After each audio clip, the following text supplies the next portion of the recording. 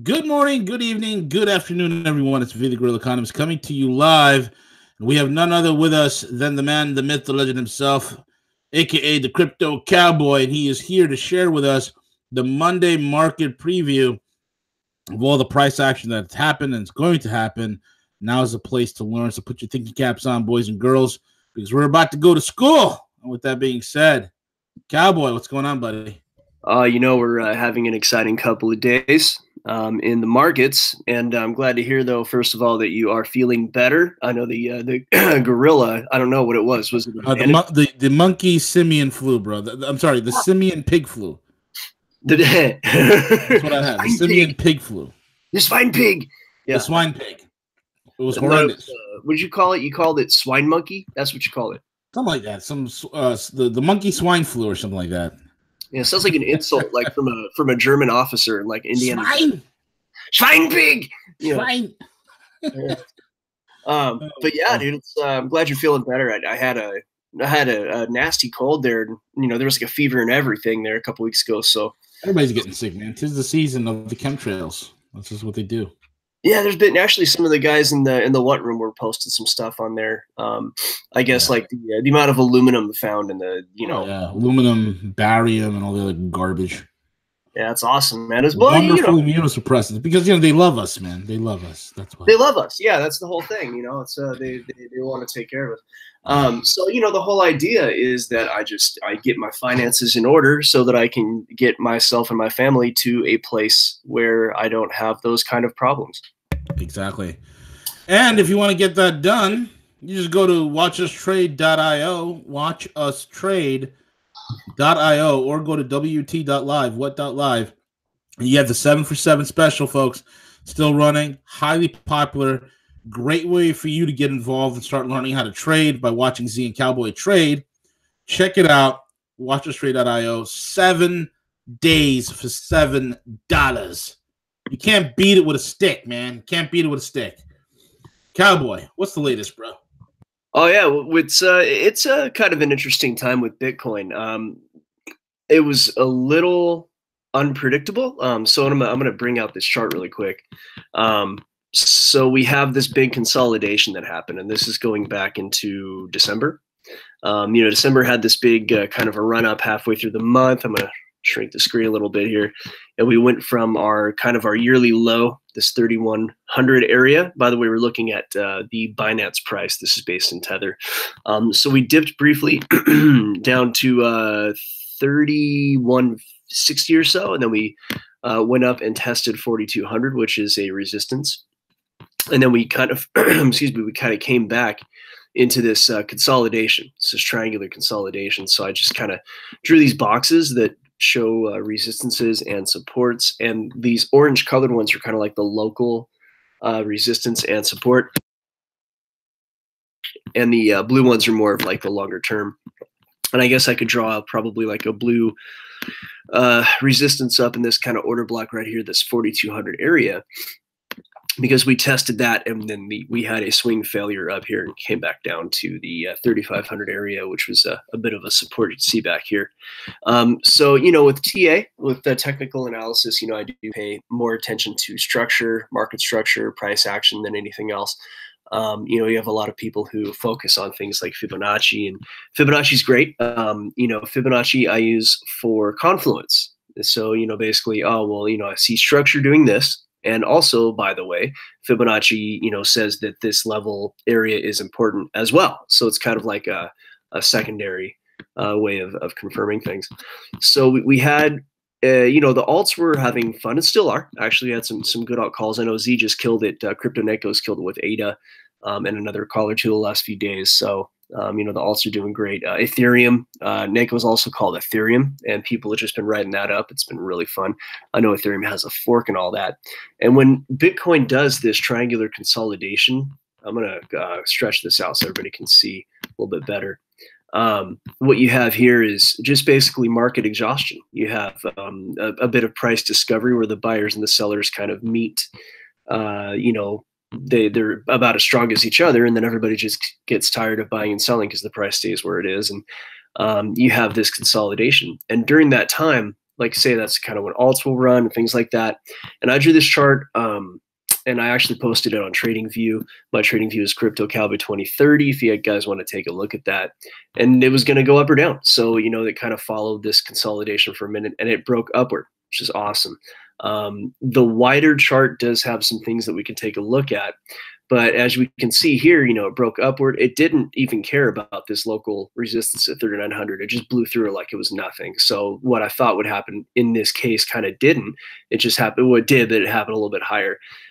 So if I were to actually take a look at a few things down here, this RSI, I'm going to kind of make that a little bit easier for everybody to see. Give me just 1 second. We'll do that. And we'll do that. So this is on the 1 hour. I'm going to move this to the 4 hour because that's going to be kind of, I like to look at 4 hour for a lot of things. On the 4 hour, if you look at the RSI, it's called the relative strength indicator. This is why I think we're going to continue to move up at least until 4,200. And the reason is that, look back here. If you look here, you had this kind of, this big run up, well, not a big run, but this nice run up to say 3,500. And the RSI kind of topped out, and then it just hung in this area and it calmed down, and the RSI dipped a little bit below where this is the overbought area. So the way that I do it, above 70 is overbought. Some people do 80. Now, when something is overbought with the relative strength indicator, that means that like it's been really strong lately, but it's kind of over, it's redlining. Your engine's redlining. You need to shift.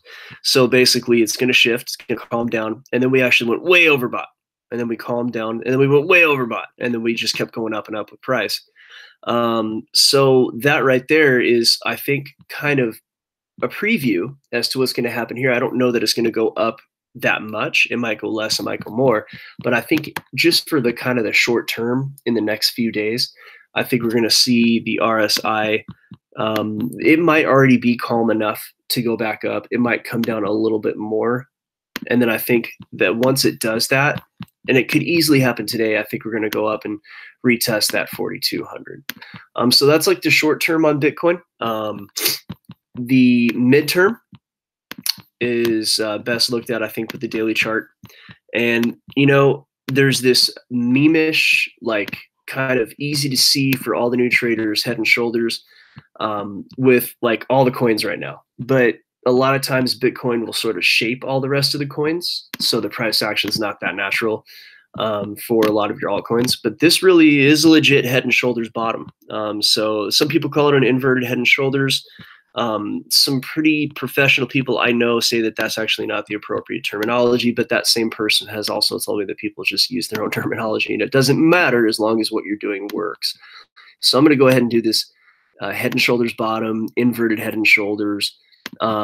So basically what we're looking at is a pattern of very high statistical degree of probability. Okay.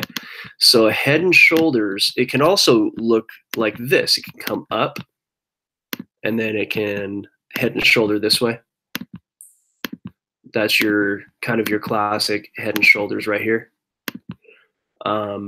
And then it will reverse down. So head and shoulders is a reversal pattern. There are some books that say that there is also a continuation pattern with head and shoulders. But one thing that I do not trade is something that is going to look like a head and shoulders continuation pattern, although some will argue that you can, where some people see this and they want to trade it. Like, oh, it's a head and shoulders, it's going to go up. I'm like, no. That's not how these really work. See, this one comes down into a head and shoulders bottom. So to trade in head and shoulders, I would actually be trading the opposite, where it's gone up into the head and shoulders like this. So now that that little TA lesson's out of the way, I drew a chart, and it's on TradingView, that talks about the possibilities of Bitcoin. A couple ways to look at it. The way that I think is the most efficient is to look at prior structure points. We do have kind of this area where Bitcoin was tested on the way down, that kind of around like the 5,200 mark. So somewhere between 5,200 and 5,000 is a nice even number. I would, if we do have a hard break up, I would look for resistance in that area, just because there's been some price action there. Maybe just above that. It doesn't have to be right at that.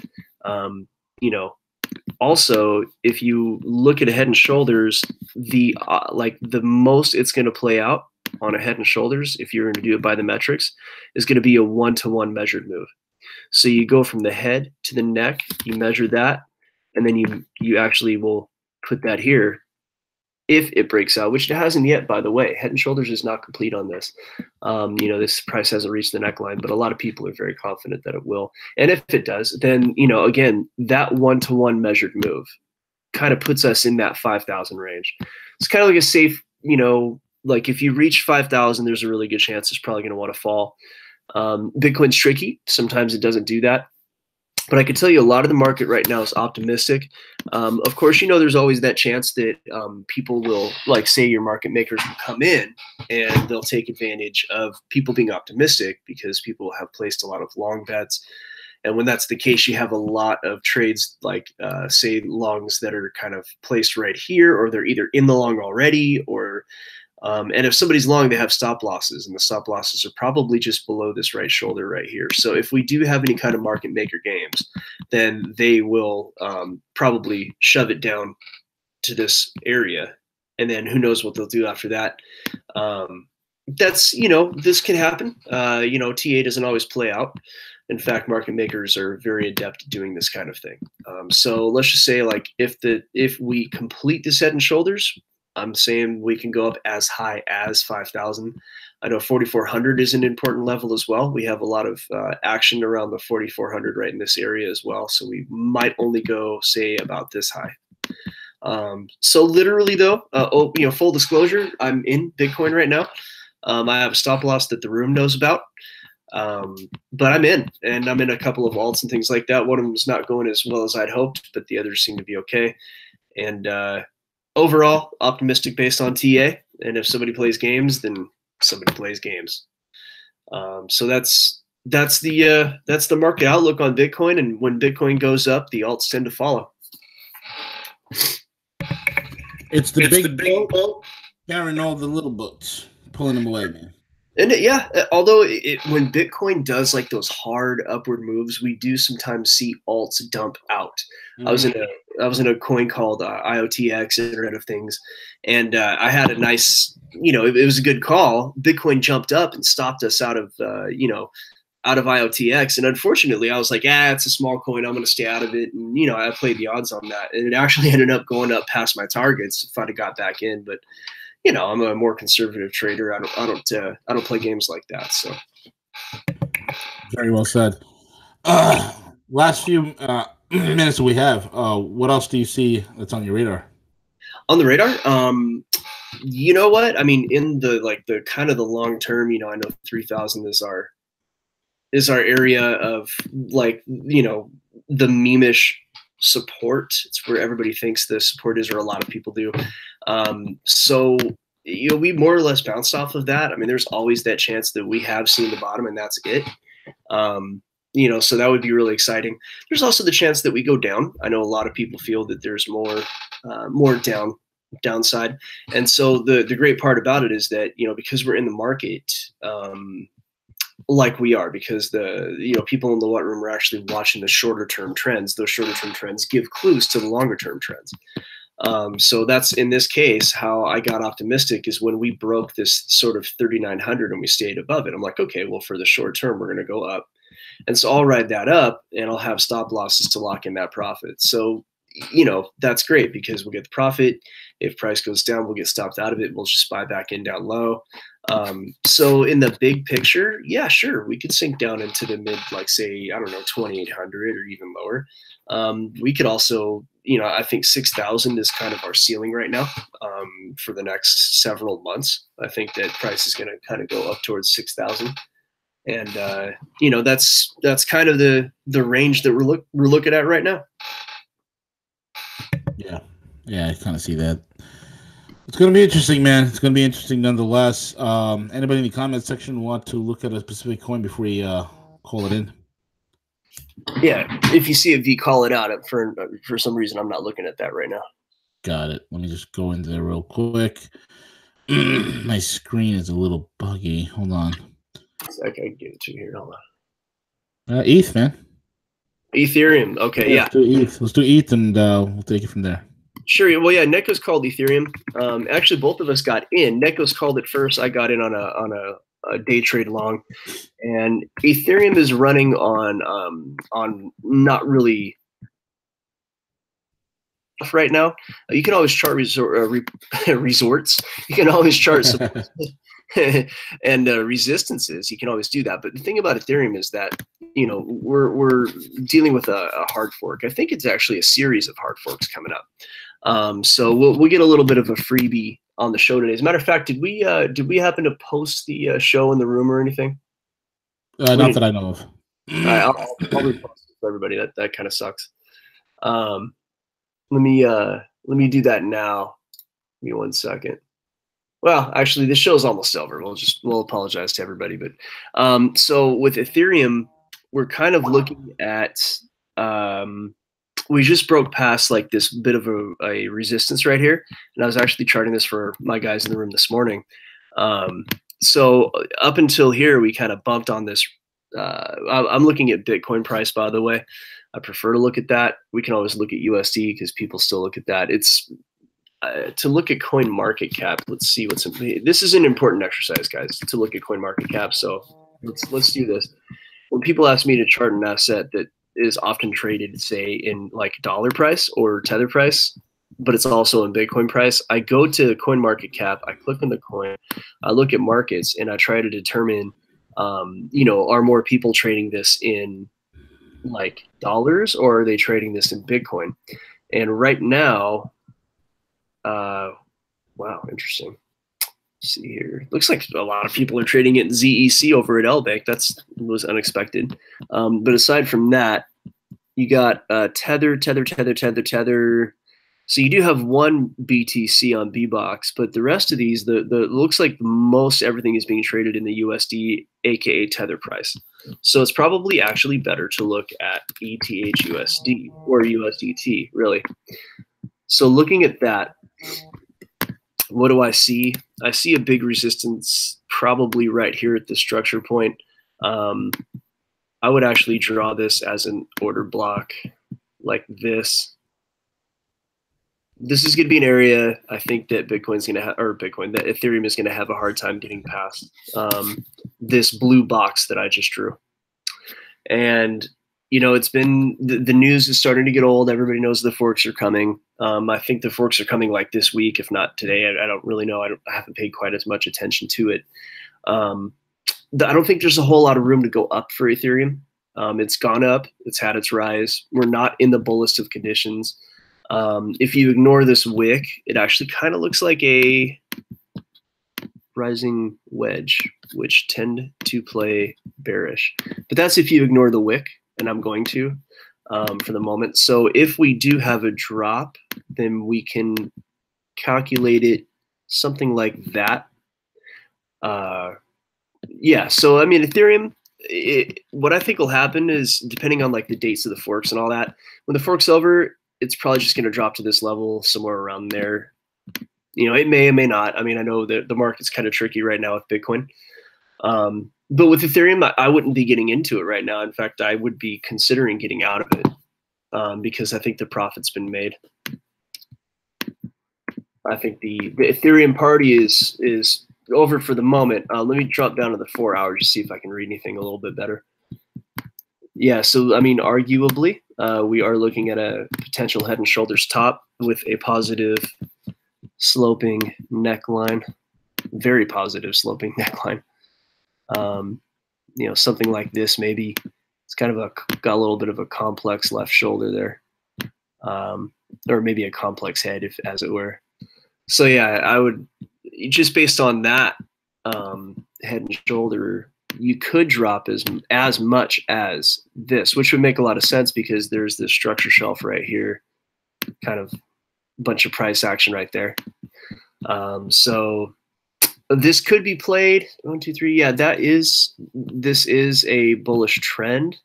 You got this high wick right here. Like I said, I'm kind of ignoring that wick. But yeah, I'd say we're probably very possibly going to drop down here. However, forks are tricky. They can people love their free coins. Oh, if I hold on to this, I'm going to get a free coin. So we could easily see it go up and bounce off of here. And this is why I don't play with coins that are kind of in the twilight of their rise, especially with like forks and stuff like that. I probably would just be staying away from Ethereum. Very well said. And with that being said, my main man, folks, again, check out Cowboy's work and as well as Z over at the Watch Us Trade room, watchustrade.io, watchustrade.io, where you could join 747 special, $7 for 7 days of amazing trades. Check it out. Or you can go month to month, week to week, every 3 months or every 6 months, whatever floats your boat. And folks, let me tell you this. There are people that are literally paying these membership fees within a matter of days of being in the room. There are people that have literally, in a big way, supplemented their income in a huge way being part of the trading room. And if you need to liquidate, Cowboy, where do they go to liquidate, man? Should they go to Coinspace? Liquidbase.io. Oh, Liquidbase. Coinbase. So, you know what? Actually, I'm going to tell you something. I love getting 1099s. So I go to Coinbase and I buy Bitcoin just so I can cash out at Coinbase and get. I love the 15% fees on larger amounts on certain high volume trading days that they hit you with. Maybe even 20%. That's even better. Oh, it's mad. Yeah, dude. I love just getting. It makes me feel important. Right. It makes me feel like they love me. Yeah. It's all about the love, man. But go to Liquidbase. I mean, you pay a few percent, and it's a private transaction, and it's like all this cool new idea that no one else is doing. Why would I want to be involved in that? That's not cool. No, that's not cool. That's not cool. Why utilize the power of the LBMA Gold network in order to liquidate your cryptos into whatever currency you want? What do you mean? Why do that? The network that like the world's elite have been using to like move their wealth around the world in a tax-free way for like 300 years. That network? Yeah, that would be the network. You don't want to do what the elite do with their money. I want to do what Joe Public does with his money because he's smart. He's got it together. Well, you mean like throw in the blender? Yeah. Exactly. Folks, check it out. Watchustrade.io. Subscribe to the channel. Hit the thumbs up button and the notification bell. We will be back. I'll be back in about an hour or two. I got some news I want to break down. I'm itching to, I'm just chomping at the bit to get started. So I wasn't able to do a morning show. CJ got what I got. Somehow he contracted through the airways, Cowboy. CJ's out like he's sick like a dog. He's out like a light at the moment. That bad, huh? Yeah, he got hammered. Everybody's getting sick left and right. Oh yeah, I was sick over Christmas. It's been a rough flu season. They get they put all the stuff in the air, and it looks like funny looking stripy clouds, and everybody gets sick. I don't know what the deal's with that. Exactly. Spicy ramen time, baby. Spicy ramen time. So once I get myself warmed up and ready to go, I will be back on the air shortly. So keep palak paneer, dude. Just spicy palak paneer. I'll do one better, bro. Some vindaloo, man. Some lamb vindaloo will do it. That you make it nuclear, like plutonium grade. Holy cow! I got to come back out to the city. We gotta. Good spots out there, right? Oh, dude, come back out. You'll gain like 10 pounds. All right, I'm overdue for a trip to the city. You should come hang out. You, me, and Drew. We'll go paint the town red. That'll be awesome, dude. Hell yeah, absolutely. Cool. All right, folks. With that being said, we're over and we're out. Check it out. Watchustrade.io. Peace.